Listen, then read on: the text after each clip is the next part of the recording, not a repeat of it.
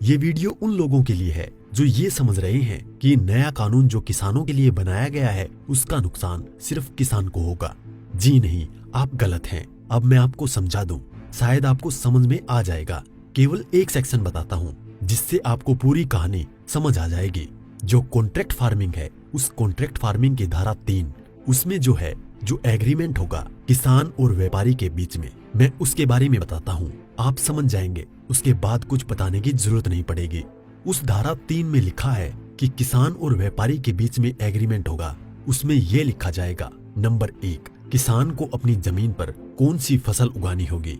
Number 2, उस फसल का ग्रेड क्या होगा, स्टैंडर्ड क्या होगा और उसकी क्वालिटी क्या होगी।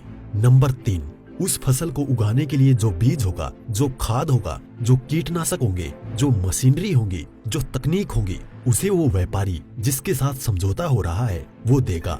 उसके बाद उसी एग्रीमेंट पर लिखा जाएगा उसकी कीमत क्या होगी। जो फसल उगाएगा, जब फसल पक के तैयार हो जाएगी तो किस कीमत पर व्यापारी खरीदेगा, ये भी लिखा जाएगा। साथ में ये भी लिखा जाएगा कि इस फसल की कितनी बार चेकिंग होगी। तो बोते समय जब फसल बढ़ रही होगी उस समय, और जब फसल कट के व्यापारी खरीदेगा उस समय, 3 समय उसकी चेकिंग होगी। अब मैं आपको समझाता हूँ एक बहुत मोटे से उदाहरण से। समझो, ये मानिए कि इस कानून के हिसाब से पूरे देश की जमीन, पूरे देश के जो किसानों के पास जमीन है, उसका जो व्यापारी है उनसे एग्रीमेंट हो गया। व्यापारियों से एग्रीमेंट होने के बाद सारी जो फसल है वो कहाँ जाएगी, व्यापारी के घर में। इसका मतलब ये हुआ कि सरकार के पास खरीदने के लिए एक दाना नहीं बचेगा। सारी की सारी फसल व्यापारी खरीद के ले जाएगा। और व्यापारी कितनी फसल खरीद सकता है, पहले उस पे प्रतिबंधता थी। अब आवश्यक पशु अधिनियम से वो बैरिकेड हटा दिए गए हैं। यानी कि जो एक लगा रखा था बैरियर कि इससे ज्यादा नहीं खरीद सकते, लिमिट लगा रखी थी, लिमिट को खत्म कर दी।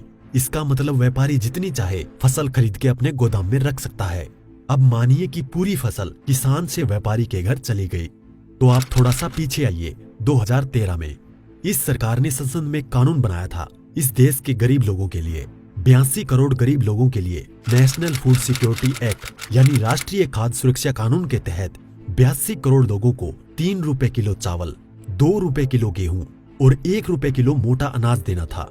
अब मैं आपसे सवाल पूछता हूँ, अब समझिए, आप सब कुछ जब सारा अनाज व्यापारियों के पास चला गया, सरकार के पास कुछ नहीं है, तो सरकार इन 82 करोड़ लोगों को कहां से अनाज दिलाएगी, पहले तो ये बताएं। इसका मतलब जो 82 करोड़ गरीब सरकार की मदद पर निर्भर था वो खत्म हो गया। मतलब आप कह रहे हैं कि किसानों के खिलाफ बिल है, किसानों की भलाई की बात कर रहे हैं, किसानों के खिलाफ लोग समझ रहे हैं। नहीं, ये पूरे देश के खिलाफ है। इससे 82 करोड़ गरीब खत्म। देश में 5 लाख जो राशन की दुकानें हैं वो भी खत्म। 5 लाख राशन की दुकानों में कुछ रोजगार भी मिलता होगा, वो भी खत्म। अब इसके बाद आप आ जाइए कि जब किसान को सारी चीजें, जो खाद भी है, बीज भी है, कीटनाशक भी है, मशीनें भी हैं, तकनीक भी है, वो व्यापारी जिससे समझौता हुआ है वो ही देगा। तो जो व्यापारी ये काम करते हैं, कोई खाद बेचता है, कोई बीज बेचता है, कोई मशीन बेचता है, तो कोई कीटनाशक बेचता है, वो व्यापारी भी खत्म। तो आपने व्यापारी खत्म कर दिए, गरीब मजदूर खत्म कर दिए, और किसानों को आपने बंधक बना दिया, मजदूर बना दिया, गुलाम बना दिया। कैसे? अब मैं बताता हूँ। जब किसान की जमीन पर एग्रीमेंट हो गया तो किसान चाहकर भी अपनी जमीन में मानो मक्का बोए हुए है, मक्के से एक बोटा तोड़ के नहीं खा सकता। आज की तारीख में तो खेत में जाओ और एक नहीं 10, 20, 50 जितने भुट्टे तोड़ के खाने हैं खाओ, खूब सेक के रिश्तेदारों को भी ले जाओ। साथ में गन्ना अगर बो रखा है, एक गन्ना नहीं खा सकता। क्यों? क्योंकि व्यापारी से समझौता है। अगर एक गन्ना टूट लिया तो फिर उसके बाद व्यापारी से लड़ते रहो, आप एसडीएम के यहाँ, एडीएम के यहाँ। मतलब ये है कि अपनी ही जमीन पर किसान अपने लिए, अपने बच्चों के लिए अगर मन करता है, जो फसल किसानों ने उगाई है, किसानों की मेहनत है, उसमें से एक दाना नहीं ले सकता। ऐसे कानून का क्या करेगा किसान?